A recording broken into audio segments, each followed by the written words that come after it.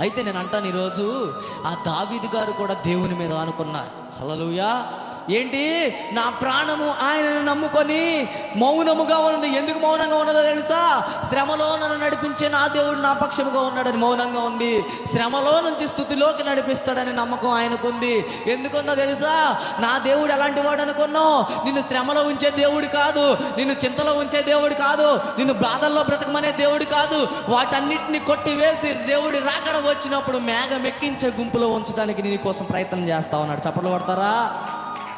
హల్లెలూయా. ఎవరి మీద అనుకోవాలి? మనం ఎవరి మీద నమ్మకం ఉంచాలో ఆలోచన చేద్దాం ఈసారి. కీర్తన గ్రంథాల మొత్తంలో ఏముంది?